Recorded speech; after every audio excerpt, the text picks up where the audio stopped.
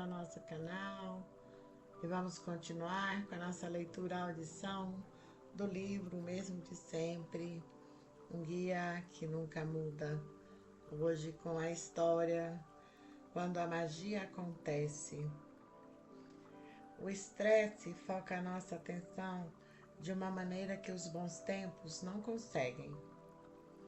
Uma verdade constante que observamos ao longo da história é que as maiores mudanças e as inovações mais importantes não acontecem quando todos estão felizes e as coisas vão bem. Elas tendem a ocorrer durante e após algum evento terrível, quando as pessoas estão sob o efeito de um ligeiro pânico, choque ou preocupação, e quando as consequências de não agir rapidamente são dolorosas demais de suportar. O incêndio da Triangle Shirtwaist Factory foi uma das maiores tragédias da história de Nova York. Em 25 de março de 1911, a fábrica de blusas femininas pegou fogo com centenas de trabalhadores, a maior parte dos quais mulheres imigrantes, muitas delas adolescentes, poucas com mais de 22 anos. Em questão de minutos, o prédio foi engolido pelas chamas. Os bombeiros chegaram ao local em pouco tempo, mas suas escadas não iam além do sexto andar, 4 andares abaixo de onde estavam os desafortunados trabalhadores. Todo mundo correu tentando escapar, disse Bessie Cohen, uma sobrevivente do incêndio. Os trabalhadores em pânico se amontoaram nas janelas do edifício em busca de oxigênio. Uma multidão começou a se aglomerar nas ruas abaixo. Ninguém esqueceria o que viu a seguir. Um transeunte disse ter visto algo semelhante a um fardo de roupas velhas em chamas cair do prédio e atingir o chão com um baque surdo. Outro comentou que os trabalhadores deviam estar jogando as roupas pela janela a fim de impedir o alastramento do incêndio. Mas, como os baques não cessavam, logo ficou evidente que eram os trabalhadores da fábrica que se atiravam para a morte. Primeiro um, depois outro, e então dezenas. Tum, tum, tum, tum. Foi como descreveu uma testemunha. As portas e saídas de incêndio da fábrica haviam sido trancadas para evitar que os trabalhadores fizessem pausas fora do horário. Quando um elevador de carga parou de funcionar, o salto para a morte se tornou a única maneira de fugir do inferno. Havia uma menina linda que trabalhava comigo, minha amiga Dora, recordou Cohen. Lembro-me do rosto dela antes de pular. A tragédia toda se encerrou em menos de 30 minutos. 146 pessoas morreram. À noite, uma mulher chamada Frances Perkins, que havia testemunhado o incêndio de uma rua abaixo, descreveu a um repórter o que viu. Eles caíam em grupos de 2 ou 3, pulando juntos numa espécie de tentativa desesperada. As redes de segurança se romperam. Os bombeiros gritavam para que não pulassem, mas eles não tinham opção. As chamas estavam logo atrás. 30 anos depois, Perkins seria nomeada secretária do Trabalho pelo presidente Franklin D. Roosevelt, tendo sido a primeira mulher a integrar um gabinete presidencial. Consternada com o incêndio da Triangle e com o fato de que as mortes poderiam ter sido evitadas, bastava que as portas e saídas de incêndio tivessem permanecido desimpedidas.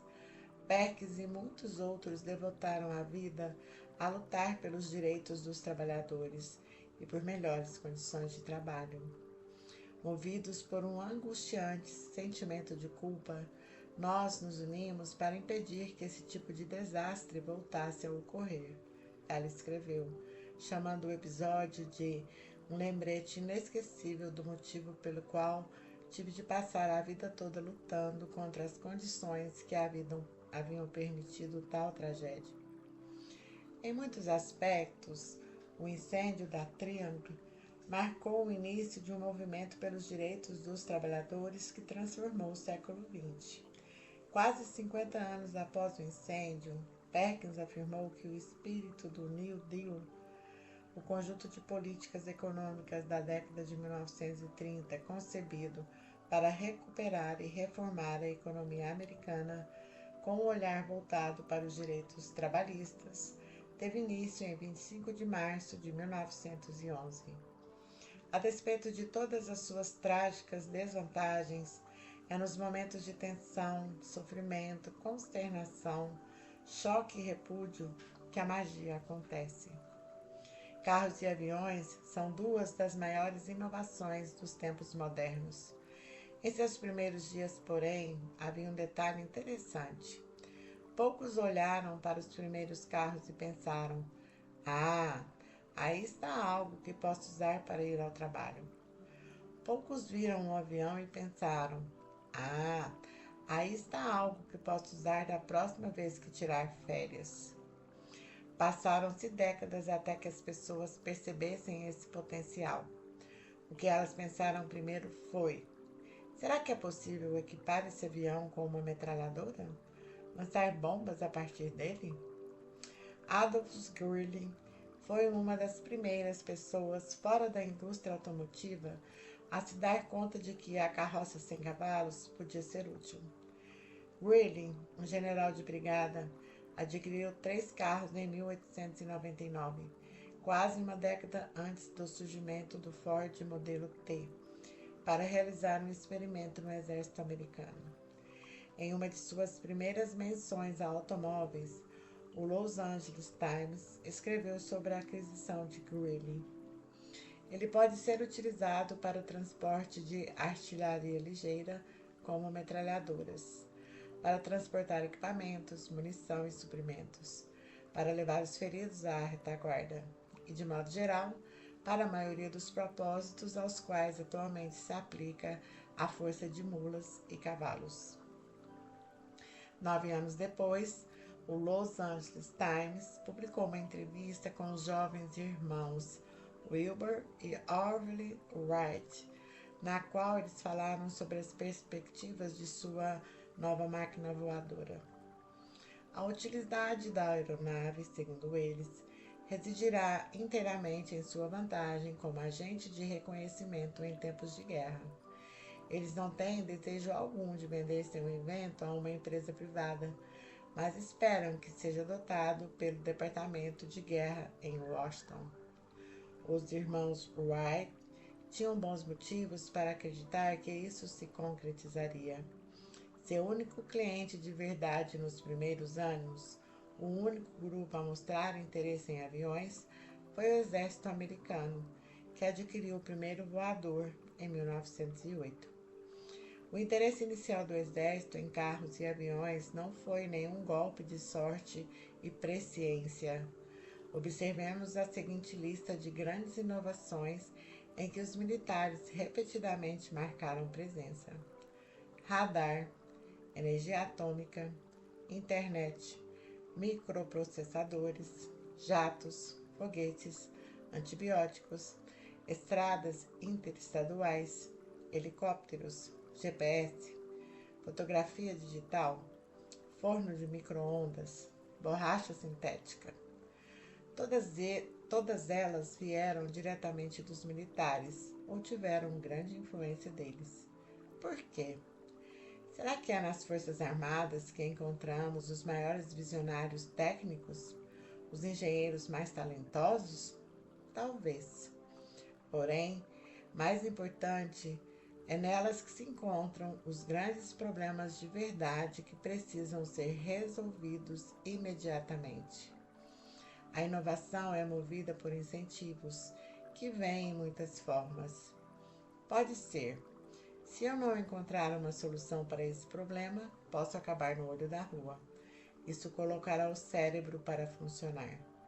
Pode ser também: se eu conseguir encontrar uma solução para esse problema, poderei não só ajudar as pessoas, como ganhar muito dinheiro. Isso produzirá centelhas criativas. E finalmente há a questão com que os militares precisam lidar. Se eu não descobrir como fazer isso imediatamente, vamos todos morrer. E Adolf Hitler dominará o mundo. Isso impulsionará a mais incrível resolução de problemas e inovação no mais breve período de tempo que o mundo já viu. Frederick Lewis Allen descreve a explosão de progresso científico ocorrida durante a Segunda Guerra Mundial. Na prática, o que o governo dizia o tempo todo durante a guerra, por meio do seu Departamento de Pesquisa e Desenvolvimento Científico e de outras agências, era o seguinte: essa descoberta ou aquela outra possui algum valor possível numa guerra? Em caso afirmativo, comece a trabalhar nela agora mesmo e que se danem as despesas. Os militares são motores da inovação porque, ocasionalmente, lidam com problemas tão importantes, tão urgentes, tão vitais, que questões como dinheiro e mão de obra deixam de ser obstáculos, e os envolvidos colaboram de uma forma que é difícil reproduzir em tempos de paz. Não podemos comparar os incentivos de programadores do Vale do Silício tentando nos fazer clicar em anúncios a físicos do projeto Manhattan, tentando por fim a uma guerra que ameaçava a existência dos Estados Unidos. Suas capacidades tampouco são comparáveis. As mesmas pessoas, com o mesmo nível de inteligência, exibem um potencial muito diferente sob diferentes circunstâncias. E as circunstâncias que tendem a produzir as maiores inovações são as que levam as pessoas a ficarem preocupadas, assustadas e ansiosas por se mover rapidamente, porque seu futuro depende disso. Nada pode se tornar verdadeiramente resiliente quando tudo vai bem, afirmou o fundador do Shopify, Toby Lutke. O excesso de energia liberado pela reação exagerada aos reveses é o que inova, escreveu Nassim Taleb. O estresse imprime foco à nossa atenção de uma maneira que os bons períodos não conseguem. Ele elimina a procrastinação e a indecisão, pegando o que precisa ser feito e esfregando na nossa cara, de modo que não nos resta outra opção a não ser correr atrás imediatamente e lançando mão de toda a nossa capacidade. Durante a Segunda Guerra Mundial, um soldado anônimo foi entrevistado por um jornal. Quando lhe perguntaram o que passava por sua cabeça durante os combates, ele respondeu: eu só esperava me lembrar de permanecer com medo, pois essa é a melhor forma de continuar vivo e não cometer erros estúpidos. Trata-se de um bom conselho e de uma sacada inteligente que se aplica a muitas coisas. A década de 1930 foi um desastre, um dos períodos mais obscuros na história americana. Em 1932, quase um quarto da população estava desempregado e o mercado de ações havia despencado 89%. Essas duas narrativas econômicas catalisaram a atenção do período e com razão. Mas há outra narrativa sobre os anos 1930 que raramente é mencionada. Foi de longe a década mais produtiva e de maior progresso tecnológico na história dos Estados Unidos. A quantidade de problemas que as pessoas solucionaram e as formas que descobriram para construir coisas com mais eficiência é uma narrativa esquecida sobre o período que ajuda muito a explicar por que o resto do século XX foi tão próspero. Eis os números. A produtividade total dos fatores, ou seja, a produção econômica em relação à quantidade de horas trabalhadas e a quantidade de dinheiro investido na economia, atingiu níveis nunca vistos antes ou depois. O economista Alex Felton escreveu que em 1941 a economia americana gerava uma produção 40% maior do que em 1929, sem virtualmente qualquer aumento na quantidade total de horas trabalhadas. Todos simplesmente se tornaram incrivelmente mais produtivos. Nessa época, aconteceram algumas coisas nas quais vale a pena prestar atenção, pois elas explicam por que esse aumento de produtividade naquele momento. Vejamos os carros, por exemplo. A década de 1920 foi a era do automóvel. A quantidade de carros rodando da América saltou de 1 milhão em 1912 para 29 milhões em 1929. Mas com as estradas foi outra história. Os carros eram vendidos na década de 1920 mais rapidamente do que as faixas de rodagem eram construídas. Isso mudou na década seguinte, quando a construção de autoestradas, impulsionada pelo New Deal, decolou. Os gastos com construção rodoviária foram de 2% do PIB em 1920 para mais de 6% em 1933, comparado a menos de 1% hoje. O Departamento de Transporte Rodoviário conta como tudo foi rápido. A construção do primeiro projeto sob a lei começou em 5 de agosto de 1933 em Utah. Em agosto de 1934, cerca de 26 mil quilômetros de novos projetos rodoviários haviam sido completados. O que isso fez pela produtividade é difícil de exagerar. A Pennsylvania Turnpike, para dar um exemplo, diminuiu o tempo de viagem entre Pittsburgh e Harrisburg em 70%.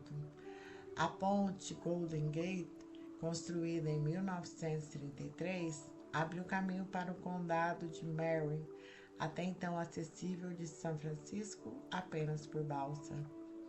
Multiplica esses avanços pelo país afora e a década de 1930 foi o período de maior florescimento do transporte nos Estados Unidos. Foi o último elo a tornar a centenária rede ferroviária verdadeiramente eficiente, criando uma rede de distribuição de produtos que conectou o mundo. A eletrificação também deu um salto nos anos de 1930, sobretudo na zona rural do país, que não foi incluída nos projetos de eletrificação urbana da década de 1920.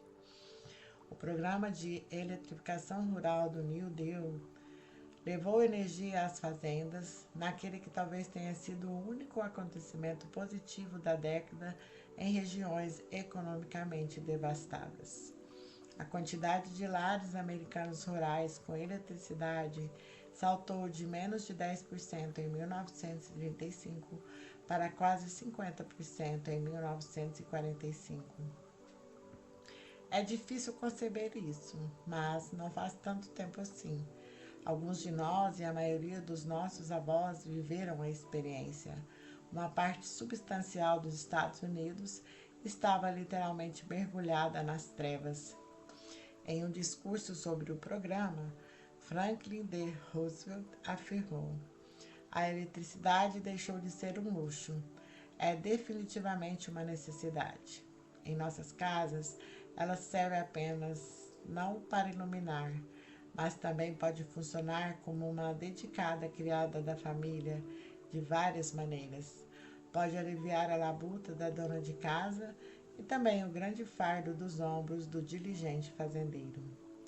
O papel de dedicada criada, exercido com a introdução da máquina de lavar, do aspirador de pó, da geladeira, eliminou horas de serviço doméstico, permitindo o aumento da participação feminina na força de trabalho. Foi uma tendência que durou mais de meio século e constituiu um motor fundamental tanto do crescimento no século XX como da igualdade de gênero. Outro salto de produtividade da década de 1930 decorreu de as pessoas comuns se verem forçadas pela necessidade a extrair o máximo valor de seu dinheiro. O primeiro supermercado foi inaugurado em 1930. A maneira tradicional de comprar comida era caminhar do seu açougue, que o servia de trás de um balcão, até a padaria, que o servia atrás de um balcão, e em seguida a barraca de produtos agrícolas, em que alguém pegava o que você pedia. Combinar tudo sob o mesmo teto e permitir que o cliente pegasse o que quisesse direto das prateleiras foi uma maneira de fazer a economia da venda de alimentos funcionar numa época em que um quarto da nação estava desempregado. As lavanderias também foram inventadas na década de 1930, quando a venda de máquinas de lavar individuais enfrentou uma queda. O serviço era anunciado como aluguel de máquinas de lavar. Fábricas de todos os tipos olharam para as vendas despencando e se perguntaram o que fazer para sobreviver. A resposta foi muitas vezes construir o tipo de linha de montagem introduzida no mundo por Henry Ford na década anterior. A produção por hora nas fábricas crescera 21% ao longo da década de 1920. Durante os anos da Depressão, de 1930 a 1940, quando muitas fábricas foram fechadas ou operavam em meio período, escreveu Frederick Lewis Allen, houve uma intensa pressão por eficiência e economia, que cresceram espantosos 41%. O trauma da Grande Depressão não prejudicou a máquina de invenções americana, escreveu o economista Robert Gordon. Muito pelo contrário, o ritmo das inovações se acelerou. Impulsionando o trabalho especializado nos anos 1930, estava o fato de que uma quantidade maior de jovens permanecia na escola por não ter outra coisa para fazer.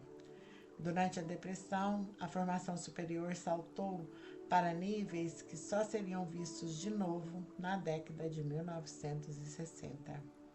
Tudo isso, fábricas melhores, novas ideias, trabalhadores com formação, foi vital em 1941, quando os Estados Unidos entraram na guerra e se transformaram no motor manufatureiro dos aliados.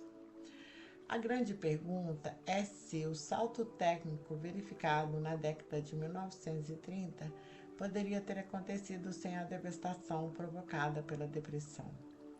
E eu acho que a resposta é não, pelo menos não na extensão em que ocorreu. Um programa como o New Deal jamais poderia ter sido implementado sem uma economia tão arruinada que as pessoas ficassem desesperadas para tentar qualquer coisa para consertá-la. É duvidoso que donos de negócios e empreendedores houvessem descoberto novas eficiências com tamanha premência sem a ameaça recorde de falência comercial. Gerentes virando-se para os funcionários e dizendo: vá tentar algo novo, rasgue o livro de regras, não me importo. Não é algo que escutamos quando a economia prospera e as perspectivas são promissoras. Mudanças grandes e rápidas só ocorrem quando forçadas pela necessidade. A Segunda Guerra Mundial começou em 1939, no dorso de cavalos, e terminou com a fissão nuclear em 1945. A NASA foi criada em 1958, 2 semanas após os soviéticos lançarem o Sputnik, e chegou à Lua apenas 11 anos depois. Coisas como essas raramente acontecem tão rápido, sem o medo como motivação. Isso vale também para os aviões comerciais. Voar só se tornou uma experiência segura porque cada acidente vem acompanhado de um intenso processo de aprender e corrigir, que reduz as chances de acidentes similares no futuro. A mesma coisa aconteceu quando uma crise do petróleo em 2008 fez os preços subirem vertiginosamente, incentivando as petrolíferas a inovarem nas técnicas de perfuração, o que levou à produção de petróleo americana a níveis recordes. Teria o boom da inovação ocorrido sem a crise precedente? É quase certo que não. E o mesmo aconteceu também durante a Covid-19, quando o risco geracional e o pânico desencadearam um impressionante desenvolvimento e produção de novas vacinas. Vannevar Bush, que dirigiu o Departamento de Pesquisa e Desenvolvimento Científico dos Estados Unidos durante a Segunda Guerra Mundial, sugeriu, de maneira controversa, que os avanços médicos ocorridos durante o conflito, mais notavelmente a produção e o uso de antibióticos, talvez tivessem salvado mais vidas do que as perdidas durante a guerra. É muito difícil imaginar esses aspectos positivos quando há uma crise acontecendo, mas repetidas vezes ao longo da história, eles de fato ocorreram. Há um limite óbvio para a inovação induzida pelo estresse. O equilíbrio entre um estresse proveitoso e o desastre incapacitante é delicado. Este último impede a inovação à medida que os recursos são sugados e as pessoas deixam de pensar em como sair de uma crise para meramente sobreviver. E talvez igualmente importante seja o que acontece quando o oposto ocorre. Quando tudo vai bem, a riqueza é abundante, o futuro é promissor, há menos responsabilidades, as ameaças parecem distantes. Presenciamos uma amostra do pior, mais estúpido e menos produtivo comportamento humano. O presidente Richard Nixon observou: as pessoas mais infelizes do mundo estão em balneários internacionais como a Riviera Francesa, Newport, Palm Springs, Palm Beach, indo a festas todas as noites, jogando golfe à tarde, bebendo demais, falando demais, pensando muito pouco, aposentadas, sem propósito. Assim, embora alguns possam discordar totalmente e dizer coisas como: ah, quem dera eu fosse milionário, seria maravilhoso. Quem dera eu não tivesse de trabalhar todo dia. Quem dera eu pudesse pescar, caçar, jogar golfe, viajar. Seria a vida mais maravilhosa do mundo. O fato é que eles não sabem nada da vida, pois o que dá significado à vida é o propósito, um objetivo, a batalha, a luta, mesmo que você não vença. Uau! O empreendedor Andrew Wilson evocou essa mesma ideia quando afirmou: as pessoas mais bem-sucedidas não passam de um transtorno de ansiedade ambulante controlado pela produtividade. O investidor Patrick O'Shaughnessy escreveu: em minha experiência, muitas das pessoas mais talentosas que conheci não poderiam ser descritas como felizes. Na verdade, provavelmente a maioria delas deveria ser descrita como torturada.